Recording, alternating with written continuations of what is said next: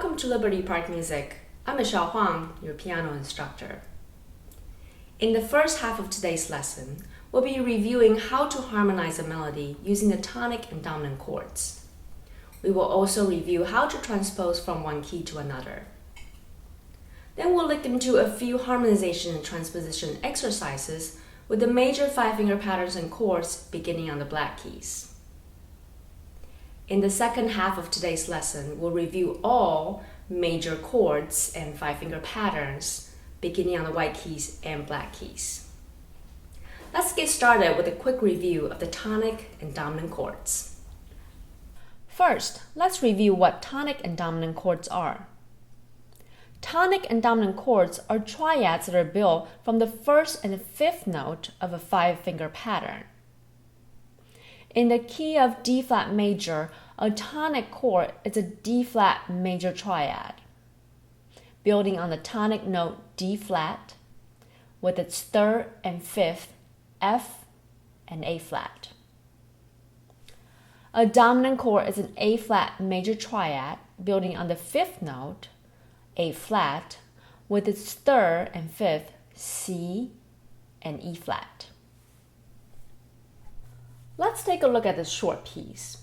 We're asked to harmonize the melody by playing a tonic or dominant chord on the first beat of each measure. As you can see on the screen here, the first measure and the third measure harmonies are given to you. The reason that a tonic chord would go better in the first measure is because the right hand melody has 2 out of 3 notes in the tonic chord, which is D-flat major, spelled D-flat, F, and A.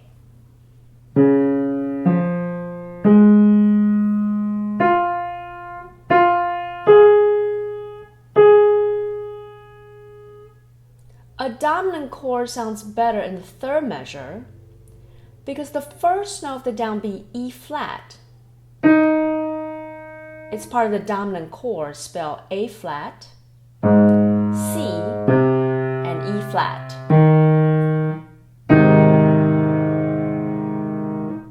The E-flat would not sound good with the tonic chord because E-flat and D-flat clash with each other, creating a dissonant sound. Now spend a few minutes to figure out which chord goes best in each measure. Notice that the second line is almost identical to the first line, except the last measure. Spend a few minutes to check your harmonization on the screen. Now, let's work on moving back and forth between the tonic and dominant chord on the left hand.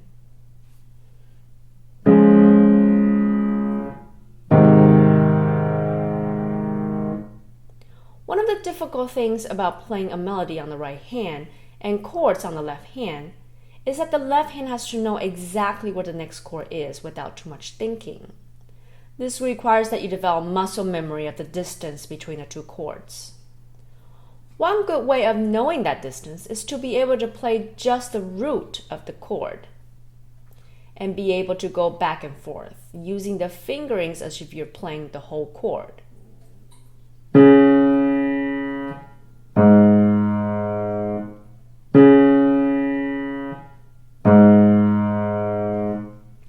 Once you can do that comfortably, add a third.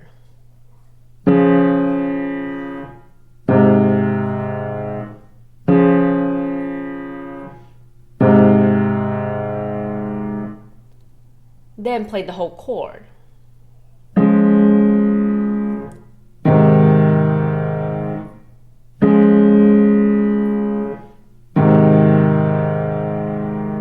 Remember to use the weight of your arm to help you drop into the notes.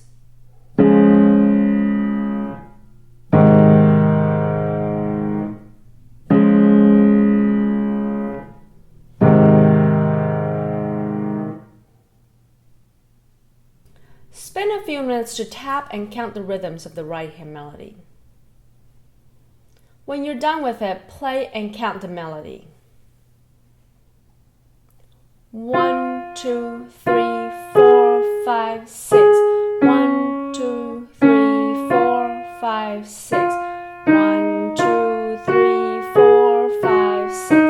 1, 2, 3, 4, 5, 6.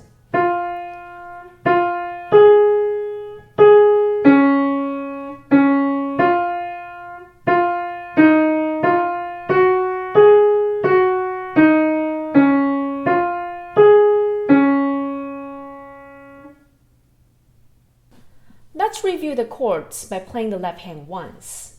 Remember to pick up your hand at the end of each measure to restrike the next chord.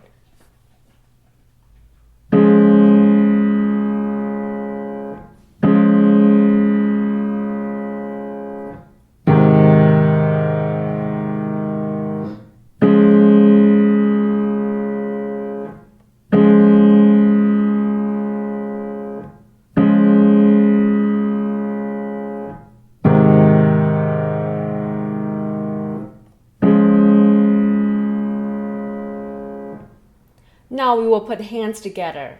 Remember to keep your right hand melody connected regardless of what the left hand is doing.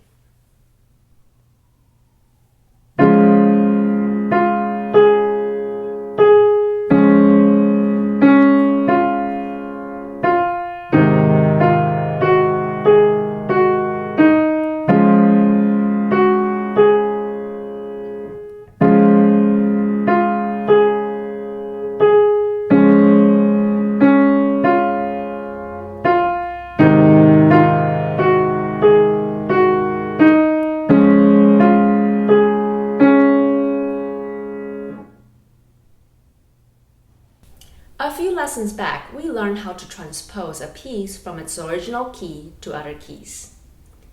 In this lesson, we will review what transposition is and how we can apply it to any piece beginning on the black keys. A transposition is a method of moving pitches up or down from the original key, but keeping a constant interval. Each pitch is raised or lowered by exactly the same interval. This results in a change of key. However, the tune remains the same. The transposed melody just sounds higher or lower in pitches from the original melody. So a transposed melody has the same tune, same intervals, and same fingerings from the original melody, but with different pitches. Let's use the short piece we have just played for harmonization. We will transpose just the right hand for now from its original key D flat major to E flat major. As you can see on the screen here, every note goes up by a whole step. The first two measures in E flat major have been written out for you. Remember that intervals between the notes stay the same, so are the fingerings and tune of the melody. Only the pitches change. Now let's play this in the new key.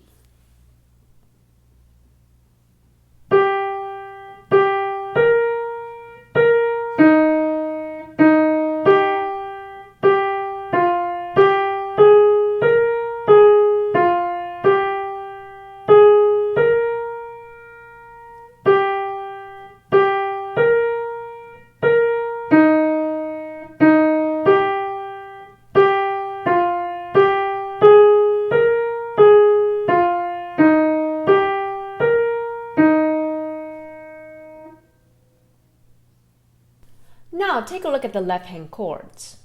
Since the new key is E flat, we'll figure out the tonic and dominant chords of E flat first. The tonic of E flat is E flat, G, and B flat. The dominant of E flat is a B flat chord, spelled B flat, D, and F.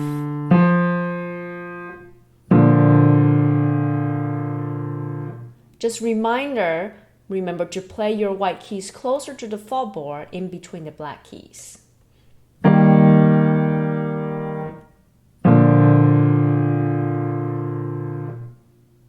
As you can see on the screen, just like the melody, these chords are exactly a whole step up from the original chords in D flat major.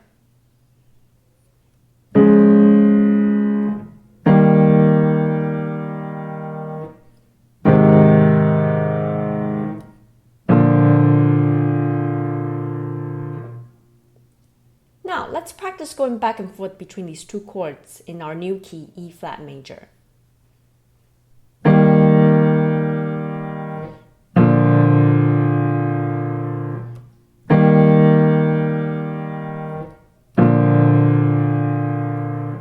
You can practice the same way we have done before, is to just play the root of the chord.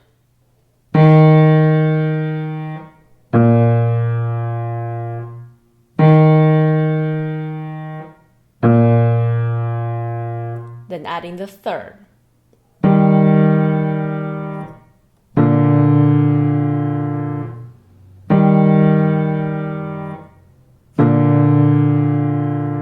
Then playing the whole chord.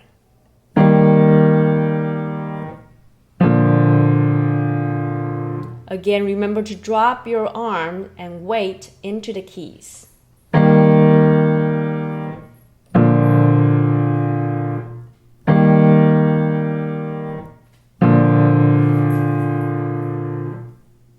Now, let's play the left hand once in tempo. Remember to pick up at the end of each measure.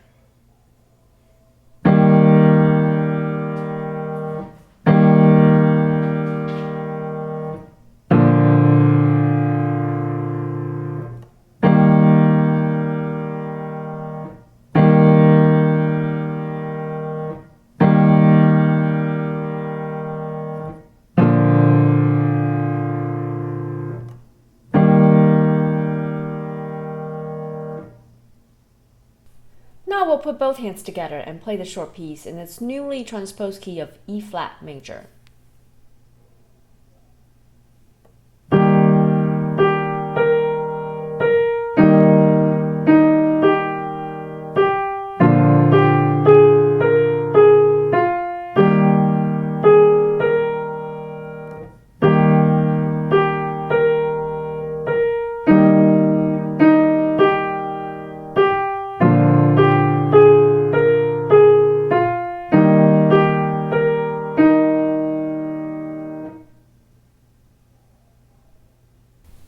In your homework, you will find a few more harmonization and transposition exercises similar to the one we have done in lesson today. Go through the same practice method to learn these pieces. So far, we have learned all 12 of the major five-finger patterns and chords, beginning on both the black keys and white keys. Let's review them. Here, we have an exercise that uses all 12 of the major five-finger patterns and broken chords we have talked about. We will simply start from C.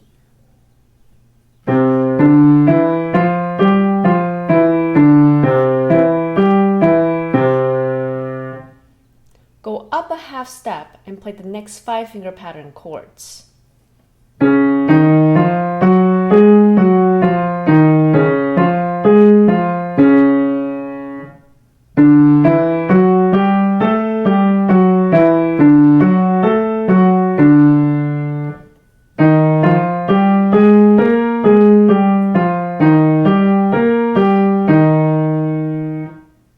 Continue upward by half steps until you reach the next C octave.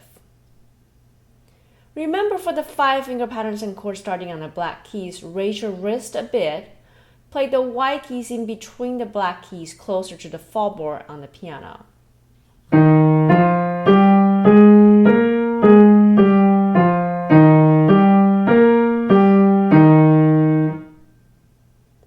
You can then slide your hand out for the next five-finger pattern and chords beginning on the white key.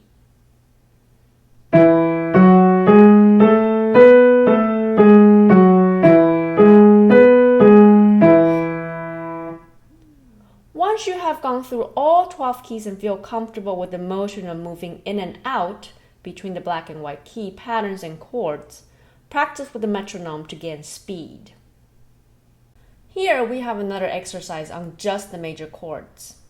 Just like the five-finger patterns and chord exercise we did, we also go through all the keys by going up a half step each time. The motion for the articulations written here is indicated as arrows on the screen. In general, staccato notes have an upward bounce motion. Legato notes are connected, walking from one note to the other.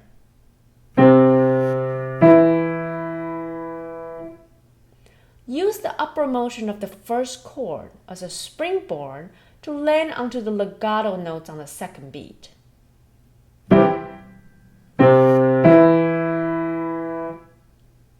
It's a gentle landing though. Be careful not to accent the C on the second beat.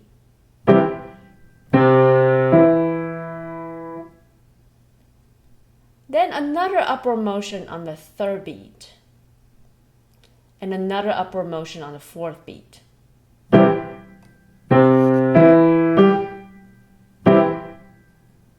Remember to keep a loose and flexible wrist for these upward and downward motions.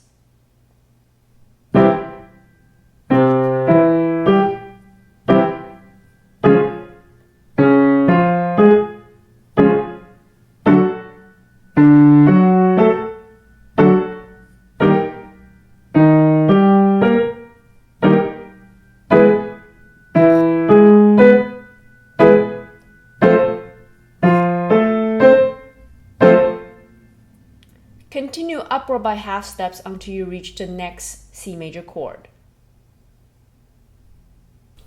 In our lesson today, we review how to harmonize a melody using the tonic and dominant chords, and how to transpose from one key to another. We also review all 12 of the major five-finger patterns and chords, beginning on the white and the black keys. We will continue to use these five-finger patterns and chords in the next few lessons on specific repertoire. See you in your next lesson.